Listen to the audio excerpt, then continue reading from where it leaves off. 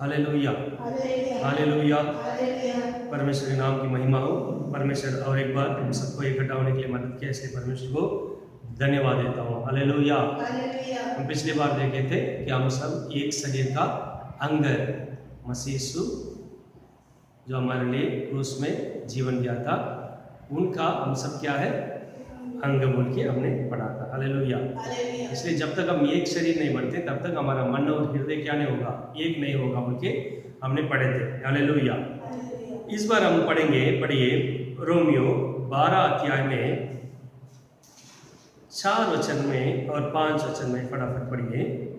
क्योंकि जैसे हमारी एक देह में बहुत से अंग है और सब अंगों का एक ही सा काम नहीं, वैसा ही हम जो बहुत है मसीह में एक देह होकर आपस में एक दूसरे के अंग है। हालेलुया।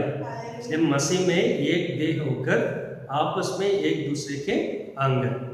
तो पौलुस इस चीज को कहते हुए आगे कुछ बताना चाहता है। वो नीचे पढ़ेंगे तो बहुत कुछ बता रहा, हम सब एक अंग होने के कारण क्या क्या करना बोल के, उस अनुग्रह के द्वारा क्या क्या करना है बोल के उन्होंने क्या किया, लिखा हुआ। उसमें विशेष करके हम अगले पॉइंट को पढ़ेंगे। पढ़िए 13 वचन में लिखा हुआ है, पवित्र लोगों को जो कुछ आवश्यक हो उसमें उनकी सहायता करो। क्या लिखा हुआ, पवित्र लोगों को जो कुछ अवश्य हो उसमें उनकी क्या करना पड़ेगा, पहुनाई करने में लगे रहो। ठीक है। आगे पौलुस बहुत कुछ लिखा है, लेकिन उसमें विशेष करके एक चीज को लिखा है 13 वचन में, पवित्र लोगों को जो कुछ अवश्य है उसमें उनकी क्या करना पड़ेगा, एक दूसरे के मदद करने के बारे में यहाँ पर लिखा हुआ। ठीक है। अगली पॉइंट क्या है, हम प्रेरितों का काम में पढ़े थे कि लोग कुछ भी हो अपना नहीं सोचते थे, बल्कि दूसरे के भी क्या करते थे, मदद करते थे। कुछ लोग क्या किए, अपने घर जमीन भी बेच के क्या किए, आके प्रेरितों का चरणों में रख दिया। मैं पहले भी बोल दिया था कि आप अपना घर और जमीन बेचने की आवश्यकता नहीं है, लेकिन अगले पॉइंट ये है कि परमेश्वर इसलिए आपको उठा के रखा, ताकि उच्च स्थान में रखा है, ताकि आप दूसरे को क्या करिए, मदद करना बहुत आवश्यक है। पौलुस भी यही कहता है, हम सब एक ही शरीर का अंग है। इसलिए बहुत कुछ बताने के बाद 13 वचन में लिखा है, पवित्र लोगों का जो जरूरत है अवश्य, उसमें क्या करो, आप उनको सहायता करना पड़ेगा। हालेलुया, है ना। जो कोई, हम सब पवित्र है ना, विशेष करके जो सेवक लोग हैं, जो सेवा करते हैं, सबका आपके आसपास रहते हैं विश्वासी लोग हैं, इनको जो आवश्यकता उसमें क्या करना पड़ेगा, सहायता करना बहुत जरूरी है। आपको परमेश्वर एक अच्छा नौकरी दिया है, एक अच्छा परिवार में जन्म होने के लिए मदद किया है। इसका मतलब ये नहीं कि सब कुछ आप ही क्या करेंगे, खर्च करके आप ही अच्छा जीवन बीतेंगे, ऐसा नहीं।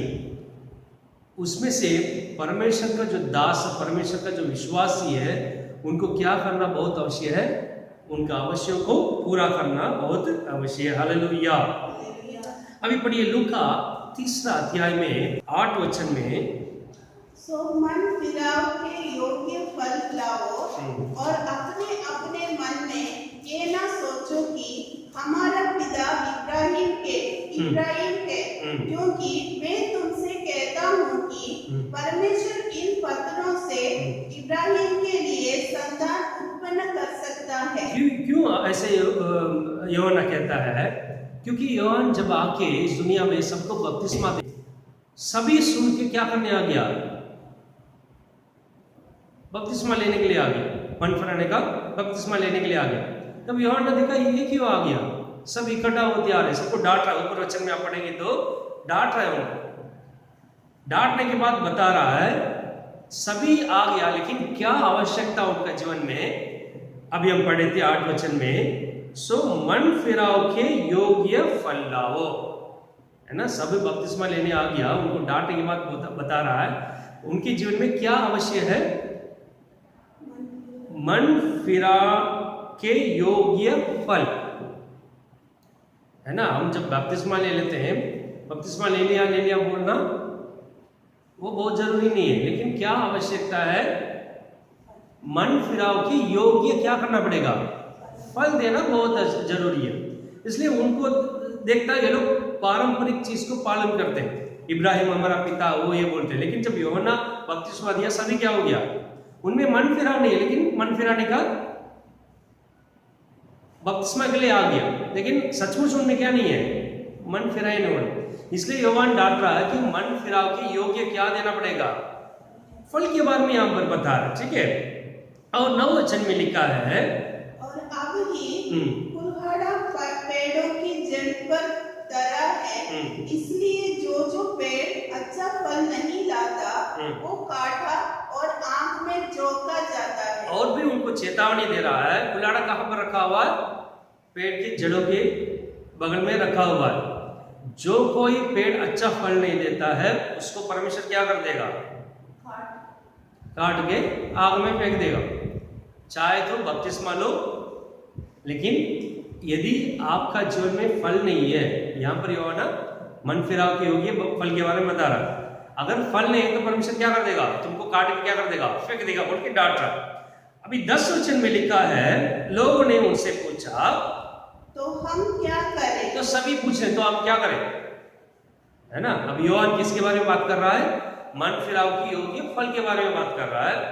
अभी सभी पूछ रहे यूहन्ना से कि तो हम क्या करें। अभी यूहन्ना जवाब दे रहा है, उसने उन्हें उत्तर दिया कि जिसके पास 2 कुत्ते हो वो उसके साथ, जिसके पास नहीं है बांट दे। क्या बताता है, जिसके पास 2 कुत्ते हो वो उसको बांटे, जिसके पास नहीं है। आगे, और जिसके पास भोजन हो वो भी ऐसा ही करे। जिसके पास भोजन है वो भी क्या करे।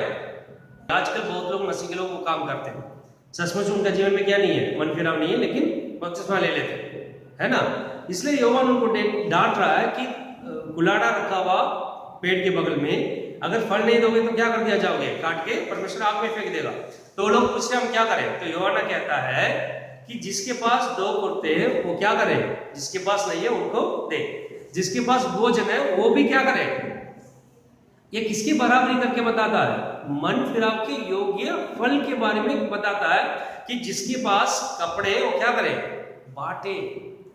एक फल है, एक मन फिराव की योग्य फल है। मेरे पास बहुत कपड़ा है, ढेर सारा कपड़ा है, लेकिन जाके मैं क्या कर दिया हूं, बपतिस्मा ले लिया। उसके बाद मैं चुपचाप क्या कर रहा हूं, मेरे पैसा मेरे लिए, मेरा खाना मेरे लिए, मेरा कपड़ा मेरे लिए। इसका मतलब क्या, सचमुच तुम मन नहीं फेरा, लेकिन क्या कर दिया, बपतिस्मा ले लिया। इसी चीज को यूहन्ना डांट रहा है। ऐसे लोगों को परमेश्वर क्या करेगा, कुल्हाड़ा रखा हुआ है पेड़ के बगल में, यदि तुम फल नहीं दोगे तो परमेश्वर क्या कर देगा, काट के कहां पर फेंक देगा। अब ये नहीं कह सकते मैं बपतिस्मा ले लिया हूं। तो इसलिए यूहन्ना बताता है ये अवश्य है कि तुम मन फिराव के योग्य क्या दो, फल दो। वो क्या है, यदि तुम्हारे पास 2 कुत्ते हैं उसको ये किसको दे दो, जिसके पास नहीं है उसी को दे दो। वैसे ही भोजन को भी क्या करो, बांट दो। हालेलुया। ये एक मन फिराव के योग्य फल है। इसके अलावा बहुत कुछ है, लेकिन क्या बताना चाहता है, दूसरे का मदद करना हमारा फर्ज है। हालेलुया। मैं परमेश्वर के नाम से बपतिस्मा लेने के बावजूद भी परमेश्वर मुझे गवाही बताते ना, इतना पेमेंट के अच्छे एक नौकरी दिया, वो दिया, ये दिया, लेकिन कभी क्या नहीं करते, किसी को मदद करते ही नहीं। तो इसका मतलब क्या, सचमुच मन नहीं फेरा, बल्कि क्या कर दिया। यदि आप एक शरीर का अंग तो जरूर क्या करेंगे, दूसरे का मदद करेंगे, है ना। मन नहीं फेरा तो कैसे दोगे आप। इसलिए यूहन्ना उनको डांटता है कि तुम कभी भी काट के कहां पर डाल दिया जाओगे, आग में डाल दिया जाओगे। तो हम बपतिस्मा लेना बहुत अवश्य है। मैं पिछली बार ही समझाया था, हम जब बपतिस्मा लेते हैं सभी मसीह में क्या हो जाते हैं, एक अंग हो जाते हैं। लेकिन सचमुच तुम्हें मन फिराव नहीं है, तुम उसके योग्य फल नहीं दोगे। योग्य फल क्या है, यूहन्ना बताता है, तुम्हारे पास 2 कुत्ते हैं तो क्या कर दो, दूसरे को बांट के दो। वैसे ही करो, यदि तुम्हारे पास भोजन है वैसे ही क्या करो तुम दूसरे को बांट के दो। अगर नहीं दोगे तो वचन में लिखा हो तुम काट के कहां पर डाल दिया जाओगे। एक फल है, मन फिराव की योग्य फल है। मैं कल तक मसीह का शरीर में अंग नहीं था, इसलिए सब कुछ सारा पैसा मैं ही क्या करता था, उड़ाता था मेरे लिए। लेकिन अभी मन फिराव मेरे जीवन में आ गया और मैं बपतिस्मा ले लिया, मसीह के शरीर का एक अंग बन गया। अभी ये फर्ज बनता है जिसके पास नहीं है वो क्या करे, बांट के दो। खाना कपड़ा कुछ भी हो, एक फल है। जो कोई फल नहीं देता परमेश्वर जरूर क्या नहीं करता, उसको छोड़ता नहीं है, इंतजार करता। लेकिन जो कोई पेड़ फल नहीं देता उसको काट के परमेश्वर क्या करेगा, है ना। हमको आत्मिक फल के बारे में बता, लेकिन ये क्या है, मन फिराव की योग्य फल है। मदद करना दूसरे का, जिसका जीवन में जरूरत है उसको क्या करना, अपने मदद का हाथ बढ़ाना बहुत अवश्य है। पढ़िए अभी इब्रानियों 13 अध्याय 16 वचन में लिखा है, इब्रानियों 13 अध्याय 16 वचन में, पर भलाई करना और उदारता न भूलो, क्योंकि परमेश्वर ऐसे बलिदानों से प्रसन्न होता है। भलाई करना और उदारता ना भूलो, इसका मतलब क्या है, भला करना और उदारता, किसी को दान धर्म किसी को करना ना भूलो।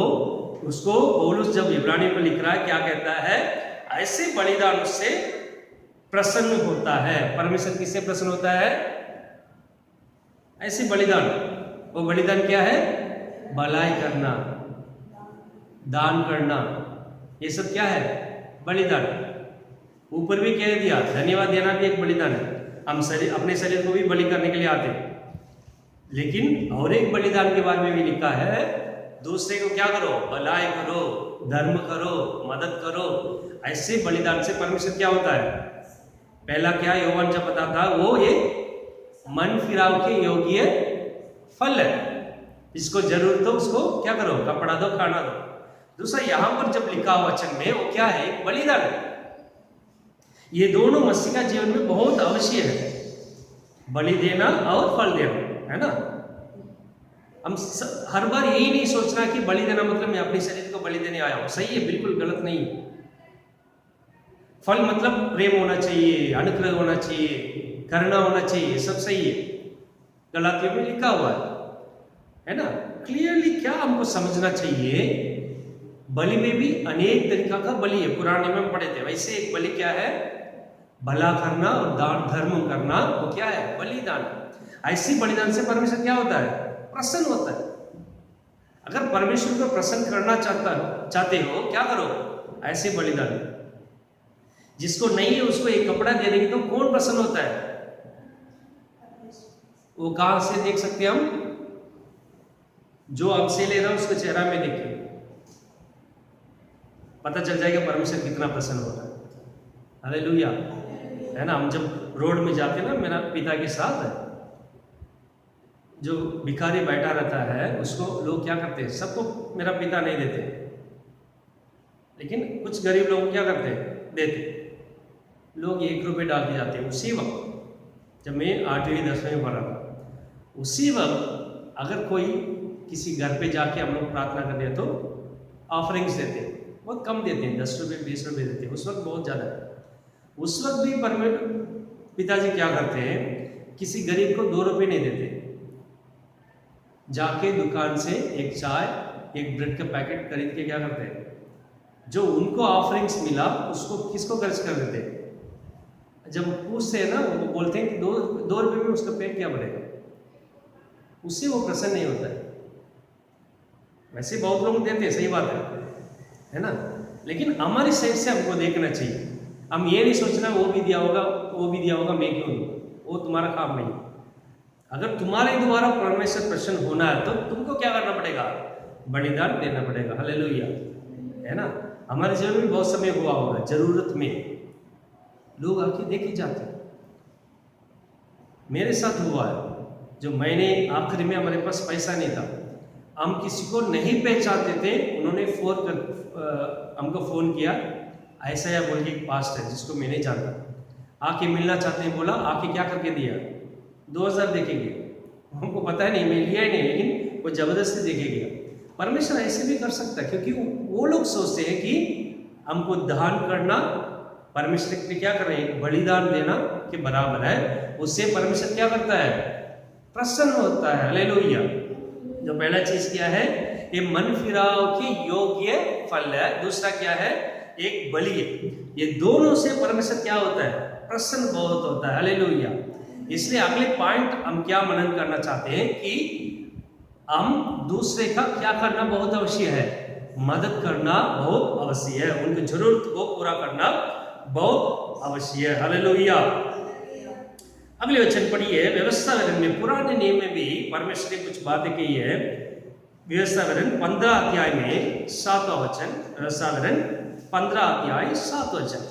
जो देश तेरा परमेश्वर यहोवा तुझे देता है, उसके किसी फाटक के भीतर यदि तेरे भाइयों में से कोई तेरे पास दरिद्र हो, तो अपने उस दरिद्र भाई के लिए ना तो अपने हृदय कठोर करना और ना अपनी मुट्ठी खड़ी करना। क्या करना है, जब परमेश्वर इस्राएल प्रजा को देश देगा, यदि वहां पर कोई दरिद्र हो अपने भाई, उसके लिए क्या मत करो, अपने हृदय कठोर मत करना, अपने हाथ क्या मत करना, मुट्ठी बंद नहीं करना। इसका मतलब मदद करो। परमेश्वर कहता है हृदय में क्या मत करो, कठोर मत करो। यदि तुम्हारा भाई कोई दरिद्र हो, उसको क्या करो, मदद करो। अगले वचन में लिखा है, जिस वस्तु की घड़ी उसको हो, उसका जितना प्रयोजन हो, उतना अवश्य अपना हाथ ढीला करके उसको उधार देना। है ना। अगर कोई भी उसका घटी हो, तुम क्या करो, हृदय कठोर मत करना, मुट्ठी बंद मत करना, बल्कि उसको क्या करो, हाथ ढीला करके उसको मदद करो। ये नया नियम का आज्ञा नहीं है, बल्कि पुराने नियम में परमेश्वर ने कह दिया, यदि तुम्हारा भाई कोई दरिद्र हो, उसको क्या करो, मदद करो, उसका अवश्य क्या करो, पूरा करो। उसी वक्त ये बलिदान या फल नहीं है, लेकिन नया नियम में परमेश्वर ने कह दिया एक बलि है, एक फल है। इससे परमेश्वर क्या होता है, प्रसन्न होता है। हालेलुया। अभी पढ़िए अगले वचन में, सचेत रहे कि तेरे मन में ऐसी अदम चिंता न समाये कि 7वां वर्ष जो छुटकारे का वर्ष है वो निकट है, और अपनी दृष्टि तू अपने उस दरिद्र भाई की ओर से क्रूर करके उसे कुछ न दे, और वो तेरे विरुद्ध यहोवा की दुहाई दे, तो ये तेरे लिए पाप ठहरेगा। 7वां वर्ष में जो कोई दास है, उसको क्या मिलेगा, पुराने में छुटकारा मिलेगा, है ना। 7 वर्ष में क्या मिलेगा, छुटकारा मिलेगा। अभी परमेश्वर ये कहता है, उसको क्या मत करो, उसके विरुद्ध क्रोधित मत करो, उसको क्या करो, मदद करो। अगर मदद नहीं करोगे तो वो किसको दुहाई देगा, परमेश्वर को दुहाई देगा। परमेश्वर को बोलेगा कि ये कुछ नहीं कर रहा, देखो, क्योंकि वो दरिद्र है, और वो तुम्हारे लिए क्या ठहरेगा, पाप ठहरेगा। अभी 7 वर्ष कुछ चीज़ नहीं है, बल्कि लेकिन हमको ये समझना चाहिए, यदि हम अपने भाई को कुछ मदद नहीं किया, यदि वो कह दिया, हो सकता है विश्वास है हमारे चर्च के, ये देखो इतना पैसा वाले लेकिन कुछ नहीं दे रहे, हमारा जरूरत में कुछ भी नहीं रहे, ऐसे दुआएं दे दिया परमेश्वर को, बोल दिया परमेश्वर देखिए कुछ कर नहीं रहे, वो आपके लिए क्या ठहरेगा, पाप ठहरेगा। इसलिए पुराने में डरते थे, लेकिन अभी वो सोच हम में नहीं कि वो पाप है, इसलिए हम क्या करते, बहुत लोग ऐसे नहीं कि सब नहीं देते हैं, अपने हाथ फैला के बहुत लोग देने वाले। हालेलुया। सिर्फ मसीह के लोग नहीं है, अन्य जाति के भी लोग हैं, है ना। हमारे तमिलनाडु में ऐसे एक व्यक्ति है जो हमारा पेंशन का जो पैसा मिला था 10 लाख, वो पूरा किसको दे दिया, लोगों को दे दिया। उसको गवर्नमेंट ने प्राइज भी दिया, उस 30 करोड़ 3 करोड़ पता नहीं, वो भी क्या कर दिया उन्होंने, बांट दिया। लाइब्रेरी में काम करता, उस लाइब्रेरी में जो कोई पैसा था उसको क्या करता है, बांट देता है। एक अंग्यानी का, एक अंग्यानी है, तमिलनाडु का बंदा है ना। अंग्यानी लोग भी क्या करते हैं, देते हैं, इतना देते हैं, वो परमेश्वर से प्रसन्न होता है। हालेलुया।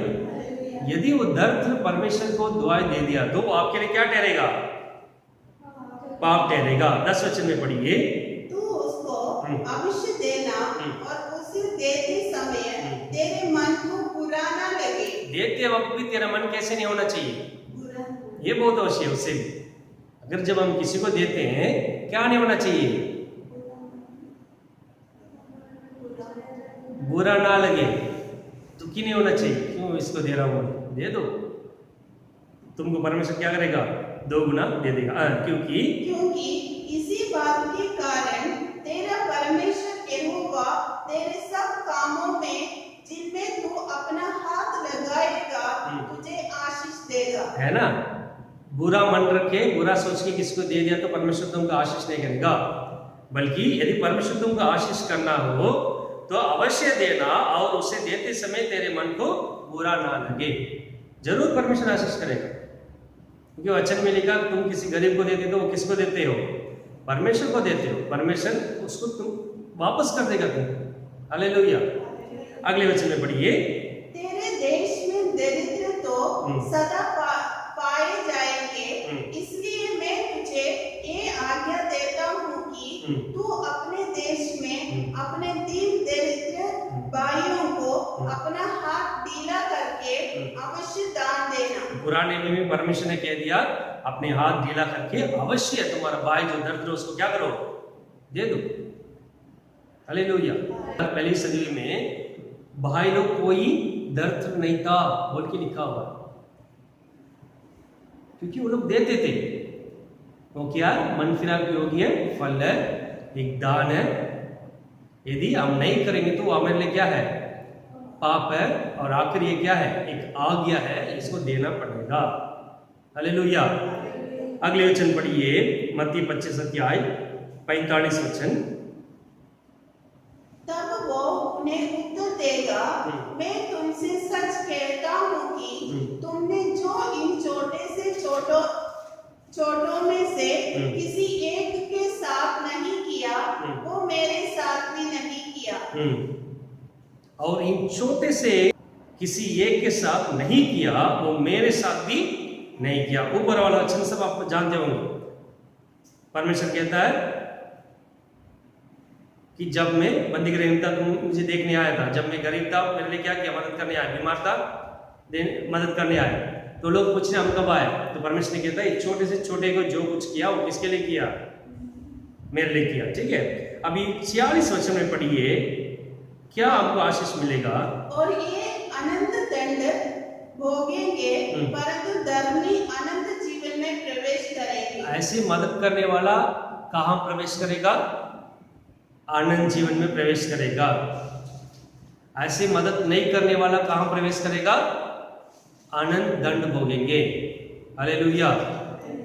अभी सवाल ये भी पूछ सकते हैं, परमेश्वर अपने लोगों को बुला के लोगों से धोखे शुद्ध करके और अपनी पवित्र आत्मा दे दिया, हम क्या नहीं जाएंगे स्वर्ग में, जरूर जाएंगे।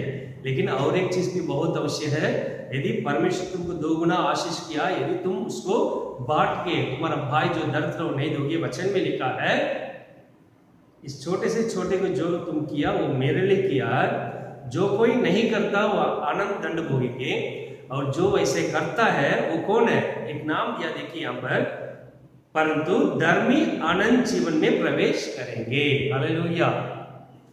आनंद जीवन जाने का, मिलने का एक बहुत मुख्य चीज क्या है, दरिद्र को मदद करो, तुमको परमेश्वर धर्मी ठहराएगा।